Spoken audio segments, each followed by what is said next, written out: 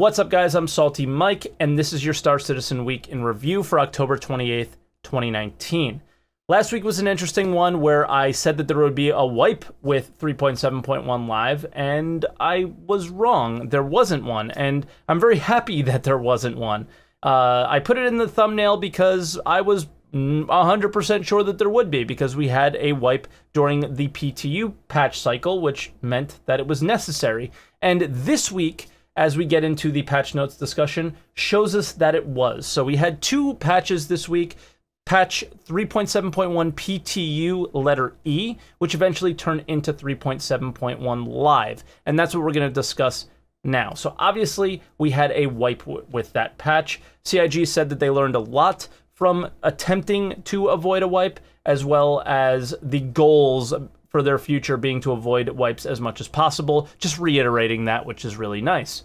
Other than that, we had basically, it was a patch notes or bug fix patch, and one of the big issues with this patch was widescreen aspect ratios. So they fixed a lot of issues with that. Also, some of the reasons for the wipe were things like ships spawning without components. So ships should spawn with components now, as well as ship reclaims should consistently work now as well. Also, your Pirate Gladius should be available for you also. The other thing that's pretty interesting is bed logouts should be working pretty well now. So you can log out in a bed at one location and change servers completely and be at that same location, which is really neat. The other basically thing that I want to discuss is a known issue that's not on the known issues list, and it's anytime you crash to desktop. When you use crash recovery, basically your character is unusable, and that's a really big problem because this patch, even though it was quality of life issues, it's still very unstable, and yeah, you really want your crash recovery to work as well as possible because it basically mitigates the crash altogether. Like, okay, I crashed to desktop, no big deal, and you kind of come back and there's no real problems there, right? You just come back and continue on what you were doing. But given that your character is basically unusable, it's pretty frustrating. Now, another frustrating thing is the roadmap updates for the last, I think, 3 weeks have been almost nothing. And we know that they're doing a lot, right? They're preparing for CitizenCon, they're preparing for the 3.8 live release, and we're not seeing any movement on the roadmap at all. And I think this is just a general issue with CIG saying they're going to do one thing that is not really easy for anyone to do, right? It requires game devs to report what they're working on to a producer who needs to report all these things and put them into some database that eventually gets pushed to us. And you know what? The transparency of the work that they're doing on a daily basis just clearly can't be a priority because they need to continue to work on what they're working on. And it's very clear that the roadmap and roadmap updates are just too much work for them to do at this current point, especially with CitizenCon coming around. It is quite frustrating when they say one thing and do another. This is just another situation of one of those is what I'm starting to feel like. But cross my fingers. I hope we see some roadmap updates for 3.8 next week. So, yeah. Video updates. We finally had an Inside Star Citizen back from their 3-week hiatus, but it was pretty light. So jumping right into it, we have modular space station interiors, and these are really cool. So we did see a Star Citizen live on these, but I would say it was pretty underwhelming in terms of a representation of how big the interior would be, as well as the work that was actually going on. And this is quite the opposite.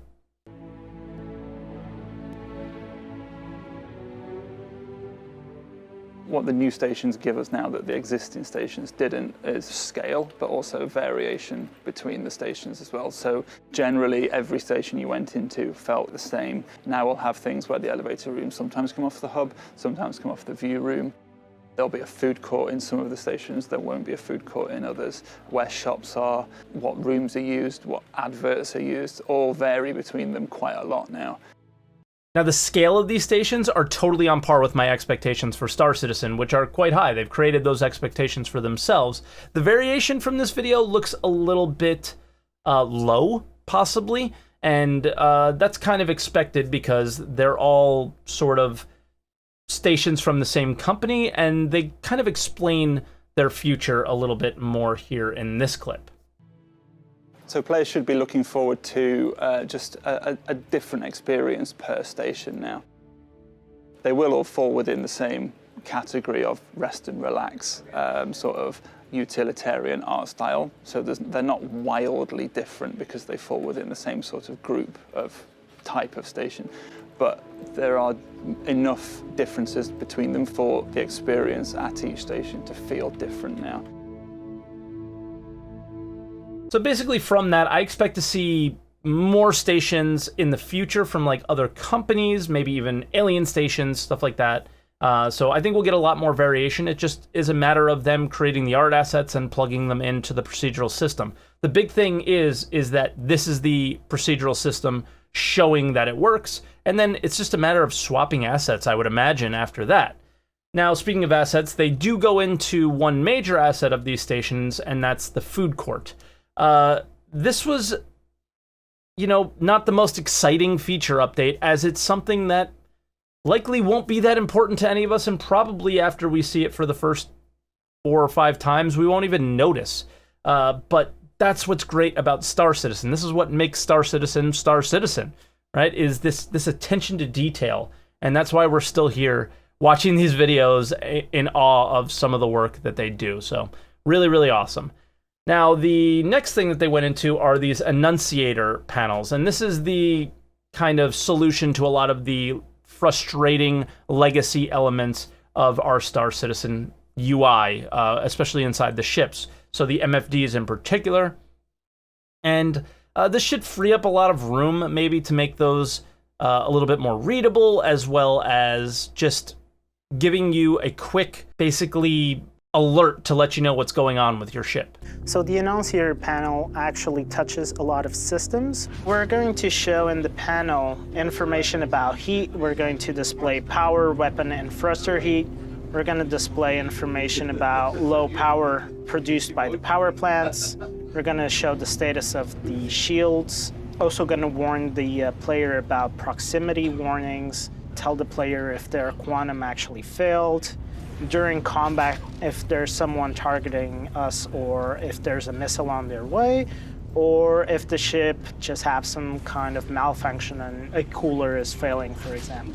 Really cool to see. I mean, the building block system is really coming into play and really affecting our gameplay in Star Citizen now, which is really nice. Obviously, this seems very basic. They're just like little squares that have text on them, but it should be very useful to us as far as our Star Citizen gameplay goes. Now, this next thing is a little bit frustrating because we got a Star Citizen Live for the first time this week after 3 weeks, right? And the final announcement was basically that the content's not going to be very interesting because of CitizenCon. With only 4 weeks to go before CitizenCon, our biggest showcase of the year, we're going to spend the next couple episodes dancing between the raindrops, as they say, to see what we can bring you without spoiling any of the surprises in store. But rest assured, with all the panels and presentations there, you won't miss out on any of Star Citizen's continuing development. And everything that Lando says there, I have no complaints with at all. It totally makes sense that they're going to save some content for CitizenCon and save most of it for CitizenCon, right? They want those panels to be awesome, and that reveal at whatever they're going to do for the keynote to kind of not be spoiled at all. Totally makes sense. You'll never hear me complain about the lead up to CitizenCon being kind of dry. What I would love to see in the future is, instead of taking the 3 weeks off that they just took off, maybe take the 3 weeks off leading up to CitizenCon. I think that would make a lot more sense. Have the guys there preparing for the live event at CitizenCon. As we've seen in the past, live events have not gone well for the content team at Star Citizen, right? So I wouldn't mind the 3 weeks leading up to CitizenCon being their time off and kind of saving those boring inside Star Citizens for, well, maybe they just wouldn't happen then. I don't know. But that's kind of my take on that little bit of news there. Now, Star Citizen Live wasn't really a huge discussion topic for me this week. So as always, the link will be in the description and you guys can check it out. Basically, it was a pretty fun little episode But yeah, no real major points of discussion there for our week in review this week. I'm sorry, guys. Moving on to miscellaneous stuff for the week. This is actually one of the beefier sections of the video, as we got the schedule for the CitizenCon panels.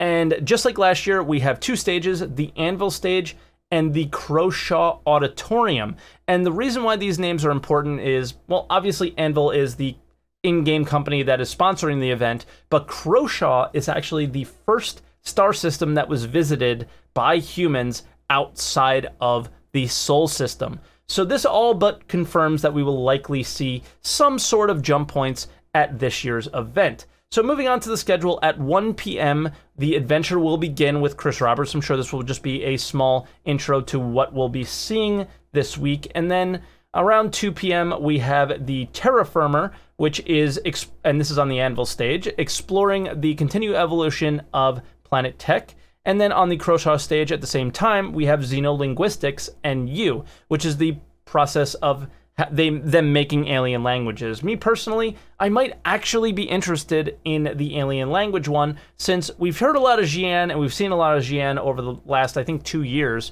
but we haven't seen much of the other languages yet, and I'm kind of interested in seeing maybe some Banu or something like that. So that might be the one that I'm interested in watching, but we'll see. Then at 3 p.m., we have Micro Technicalities on the Anvil stage, which is getting a look at microtech, which is really exciting, as well as ship sounds, which are always really cool while playing the game. But for me personally, I'm probably going to stick to the Anvil stage and watch the Micro Technicalities panel.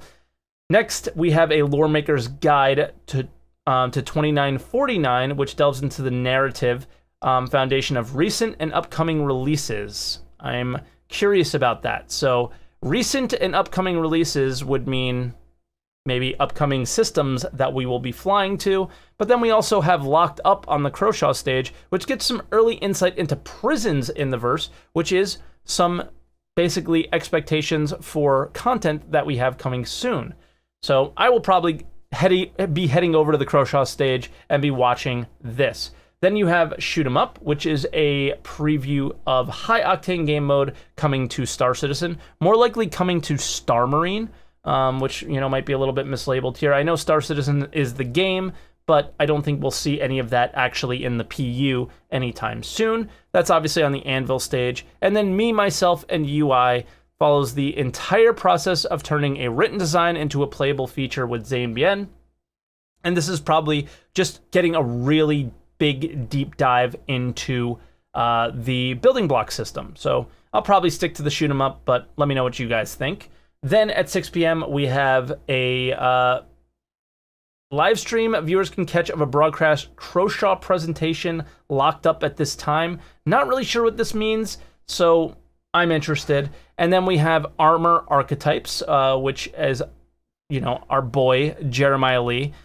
So definitely going to show him some love and at least check that one out and see what they're doing with the armor in Star Citizen, as a lot of us love to cosplay, I guess, our characters, and that moves very nicely into the next section, which is where we see a cosplay contest, and Jeremiah Lee is going to be one of the guest hosts, which I'm pretty excited about. And then around the same time, we have Ship Talk, which is learning about new ships of CitizenCon and help the team design a future vessel. I'm obviously more interested in the new ships and less interested in these silly design things that don't actually become anything that we've been seeing a lot on Star Citizen Live, right? Then we have Hex Appeal on the Anvil stage, which is feeling the power of a backend tool that lets us edit the universe. And that's with Tony Zurvek. So obviously last year we had an economy talk with Tony Zurvek. This is probably going to be a little bit less interesting since it's based on a tool that allows them to build out the universe. I wonder how much we're going to hear about the future of Star Citizen. And then finally, around 8 p.m., we will have The Adventure continuing, and that is the keynote with Chris Roberts, where I think a lot of us have the expectations of seeing a jump point. So very excited about that, and that is the schedule right there for CitizenCon. As of right now, I think I'm planning to do an Answer the Call.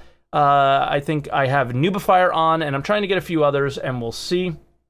But I do plan on doing an Answer Call that spans the entire event, and in between these panels, having you guys call in, discuss, calling other content creators that are actually at the event and having them on Discord. I think it'll be a lot of fun, so I'm really looking forward to that. And yeah, hope to see you guys there. Now, moving on with the video, we had a jump point this week, and I usually kind of honor the fact that subscriber content should be subscriber content, and if you pay for it, you should be able to see it. But this one in particular, I don't really feel should be ever behind a paywall and be in a jump point, but I also do feel that it's very nice to be written. So they did a jump point on server-side OCS, and the explanation was very good. It was basically where they came from and all the way to where they're going, and it was a very good episode, and I enjoyed it.